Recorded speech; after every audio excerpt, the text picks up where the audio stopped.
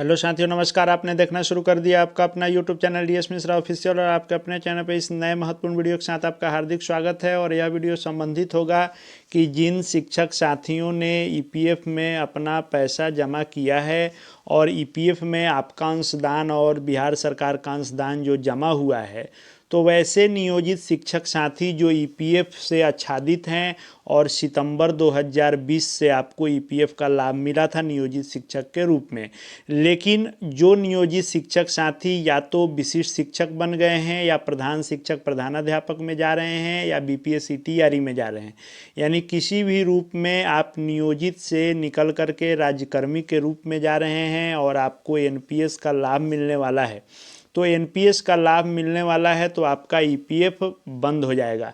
EPF का लाभ आपको अब नहीं मिलेगा क्योंकि अब आप एनपीएस से आच्छादित हो जाएंगे।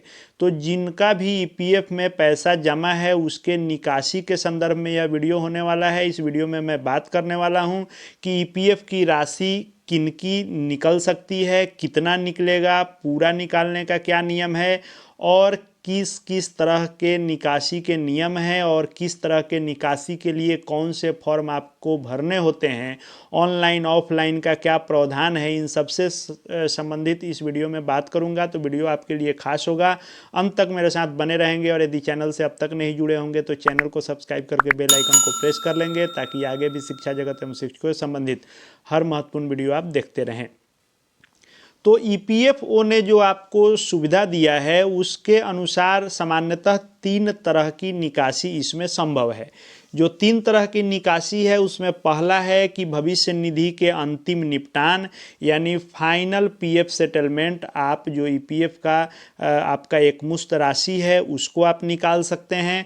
दूसरा है कि पेंशन फंड में जो जमा है, आप जान रहे हैं कि ईपीएफ जो है कई फंड में जमा होता है जिसमें आपको पेंशन का भी फंड जमा होता है, तो पेंशन फंड का निकासी है। और तीसरा कि भविष्य निधि आंशिक प्रत्याहरण, यानी पीएफ का पार्शियल आप विड्रॉल जो करते हैं वह। तो 3 तरह की निकासी इसमें आपको मिलती है।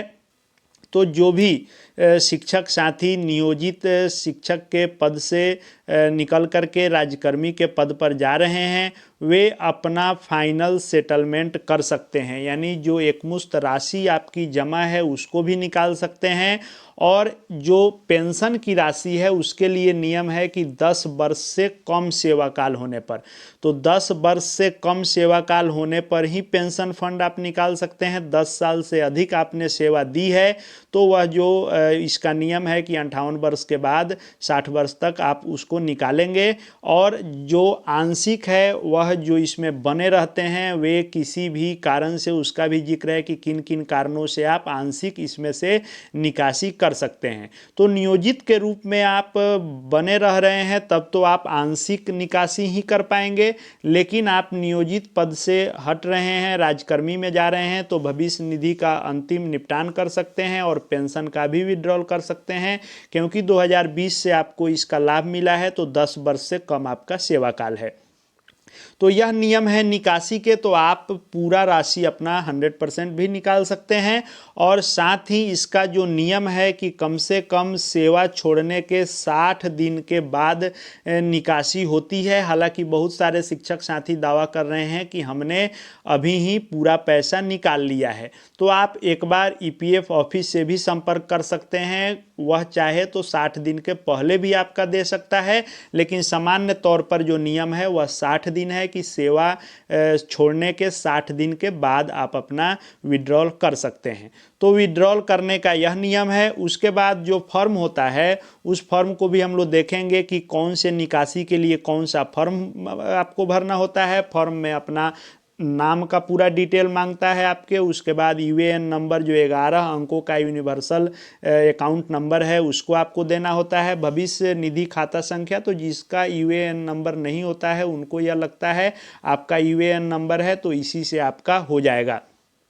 उसके बाद इसमें आपको आधार नंबर आपका मांगा जाता है, पिता का नाम या फिर आपके पति का नाम, महिला हैं तो ये सब मांगा जाएगा। जन्म तिथि, स्थापना कार्य यानी जब आपने इसमें योगदान किया था उसकी तिथि, नौकरी छोड़ने की तिथि, किस दिन से आप इसको छोड़ रहे हैं, पैन नंबर आपका मांगा जाएगा यदि 5 वर्ष से कम आपका सेवा काल है तो। और इसके संबंध में और जो निर्देश हैं वह यह है कि यदि आप ईपीएफ से बाहर निकल रहे हैं तो समापन का कारण भी आपको बताना होता है। कई सारे इसके कॉज हैं जिसके आधार पर आप इसमें से बाहर निकल सकते हैं, जैसे कोई मेंबर बीमार हैं और इसको चलाने में असमर्थ हैं, नियोक्ता जहां आप काम कर रहे हैं वह बंद हो गया, या सदस्य के नियंत्रण से बाहर कोई अन्य कारण जो आपका यह कारण होगा कि आपको सरकार ने मौका दिया और आप नियोजित से किसी भी रूप में राजकर्मी के रूप में जा रहे हैं, चाहे वह विशिष्ट शिक्षक हो, प्रधान शिक्षक हो, प्रधानाध्यापक हो या विद्यालय अध्यापक हो। तो इस तरह से आप इसके अंतर्गत आएंगे और आप इससे बाहर निकल सकेंगे। उसके बाद कई सारे चीज़ हैं इसमें कि टैक्स इत्यादि काटने के भी कुछ नियम हैं। जो आंशिक निकालना चाहते हैं, जैसे जो नियोजित के रूप में बने रहना चाहते हैं और अभी तक विशिष्ट इत्यादि में नहीं जा रहे हैं, सक्षमता परीक्षा नहीं दिए हैं, वे आंशिक रूप से आवासीय ऋण, भूमि, घर, फ्लैट खरीदने के लिए भी निकाल सकते हैं, या फिर जहां आप काम करते हैं वह बंद हो गया, या फिर कोई मेंबर बीमार है आपके परिवार का, या स्वयं बहन, भाई, बेटा, बेटी की शादी है, बच्चों की मैट्रिक के बाद की कोई उच्च शिक्षा है, या कोई अन्य कारण है, इन सब से भी, या शारीरिक रूप से कोई विकलांग हो गया है, या सेवानिवृत्ति से 1 वर्ष पूर्व 90% बकाया तक आप निकाल सकते हैं। यह सब नियम है जो सेवा में अभी ईपीएफ में बने हुए हैं। फिर आपसे आपका जो भी डिटेल मांगेगा वह सब आपको इसमें भरना होगा। जो फॉर्म भरना होगा वह शिक्षक जो इससे निकलना चाहते हैं उनके लिए कई तरह के फॉर्म हैं, जैसे फॉर्म 19 जो है 19 नंबर फॉर्म, जो आप अपने भविष्य निधि का अंतिम निपटान कर रहे हैं यानी फाइनल सेटलमेंट के लिए आपको 19 नंबर फॉर्म भरना है। उसके बाद पेंशन की भी जो राशि है वो भी निकालना चाहते हैं, 10 वर्ष से कम सेवा है तो उसके लिए एक फॉर्म है 10C। और यदि आप आंशिक निकासी चाहते हैं तो फॉर्म 31 भरना होता है। और जो पेंशन इत्यादि का बाद में निकालते हैं उम्र इत्यादि होने पर, उनके लिए 10D है।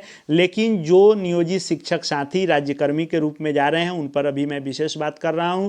तो जो विशिष्ट या विद्यालय अध्यापक या प्रधान शिक्षक, प्रधानाध्यापक में जा रहे हैं उनको 2 फॉर्म लगेगा। इसमें निकासी के लिए एक फॉर्म 19 लगेगा और एक फॉर्म 10C लगेगा। इन 2 फॉर्मों को भर करके आप अपना विड्रॉल कर सकते हैं। यह दोनों माध्यमों से संभव है। आप ऑनलाइन भी क्लेम कर सकते हैं विड्रॉल का, जो प्रोसेस है उसके अनुसार, और आप चाहें तो ईपीएफ ऑफिस से ऑफलाइन भी क्लेम कर सकते हैं। दोनों प्रक्रिया से आपका विड्रॉल हो जाएगा, ऑनलाइन ऑफलाइन दोनों में। दोनों ही माध्यम में आपको फॉर्म भरने होंगे, 19 फॉर्म और 10C फॉर्म आपको भरने होंगे। जो आपके सामने यह दिख रहा है यह फॉर्म संख्या 19 है, और यह जो फॉर्म भरना होता है इसमें जो चीज़ें मांगेगा आपको वह डिटेल देना होगा। जैसे आपको टिक लगाना होगा कि कौन सा आप विड्रॉल कर रहे हैं, पीएफ फाइनल जो है सेटलमेंट कर रहे हैं तो इसमें भी टिक लगाएंगे, पेंशन विड्रॉल भी कर रहे हैं तो इसमें लगाएंगे, आप आंशिक नहीं निकाल रहे हैं तो इसमें टिक नहीं लगाएंगे, इसको ब्लैंक्स छोड़ देंगे आप। फिर आपका जो भी डिटेल पूछेगा आपको डिटेल अपना भरते जाना है, और यह फॉर्म आप भरेंगे फॉर्म 19। उसके बाद अपना यहाँ पर सिग्नेचर होगा आपका और नियोक्ता का भी सिग्नेचर होगा। तो नियोक्ता के सिग्नेचर और आपके सिग्नेचर के साथ यह फॉर्म लगेगा। उसके बाद आप पेंशन फंड भी निकाल रहे हैं तो आपको यह जो सामने फॉर्म दिख रहा है यह फॉर्म 10C है। यह आपको पेंशन बेनिफिट विड्रॉल का फॉर्म है। इसमें जो डिटेल आपसे मांगा जाएगा वह सारा डिटेल आपको भरना होगा, और यह दोनों फॉर्म भर के आप 10C और फॉर्म 19 यह दोनों फॉर्म भरने के बाद आपका क्लेम एक्सेप्ट करेगा ईपीएफ, और अपने नियमानुसार यह आपका भुगतान करेगा। इसको लेकर के गाइडलाइन इत्यादि आप इसके ऑफिशियल वेबसाइट से भी जा कर के देख सकते हैं, साथ ही साथ ईपीएफ ऑफिस में भी जा कर के आप पता कर सकते हैं। आम तौर पर नियम है कि एक सेवा को आप छोड़ रहे हैं तो दूसरे सेवा में जा रहे हैं तो आपको 60 दिन के बाद निकलेगा, लेकिन यदि निकल रहा है तो आप निकाल सकते हैं। लेकिन इसके पूर्व में मैंने एक वीडियो लाया था, उसमें कहा था कि पहले आप इसमें से निकलने से पहले, ईपीएफ के विड्रॉल करने से पहले आप यह सुनिश्चित कर लेंगे कि जब तक आपने ईपीएफ का लाभ लिया है, यानी नियोजित के रूप में जब तक आपने काम किया है, हर महीने का आपका अंशदान और बिहार सरकार का अंशदान जमा हुआ है कि नहीं।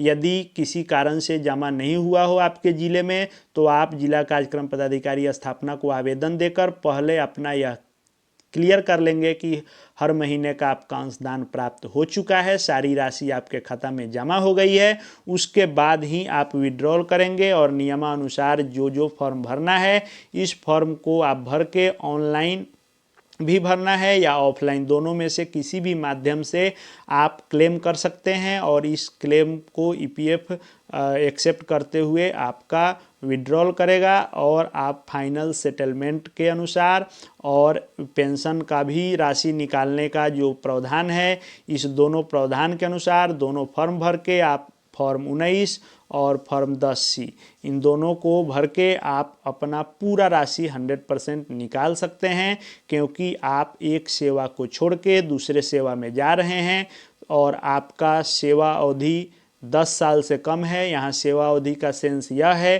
कि जब से ईपीएफ मिला है, यह ईपीएफ 10 साल से कम आपने जमा किया है तो आप पूरा निकासी कर सकते हैं। 10 साल से अधिक आपने ईपीएफ का लाभ लिया रहता तो आप 90% तक ही निकालते, बाकी पैसा आपका 58 साल उम्र होने के बाद ही निकलता। लेकिन अभी जो शिक्षक साथी विशिष्ट शिक्षक, प्रधान शिक्षक, प्रधानाध्यापक, विद्यालय अध्यापक किसी में जा रहे हैं तो आप अपना 100% निकासी कर सकते हैं। आगे इस पर और आवश्यकता अनुसार कि ऑनलाइन क्लेम का प्रोसेस क्या है, इन सब को लेकर के आपके लिए वीडियो आऊँगा। वीडियो सभी आपके लिए जो भी यहाँ मिलेंगे सब आपसे संबंधित महत्वपूर्ण होंगे। आगे भी सभी प्रकार के वीडियो देखते रहने के लिए चैनल से जुड़ जाएंगे, चैनल को सब्सक्राइब करके बेल आइकन को प्रेस कर लेंगे ताकि जो भी शिक्षा जगत शिक्षकों से संबंधित महत्वपूर्ण वीडियो आए वह सब आप देखते रहें और उससे आपको लाभ मिल सके।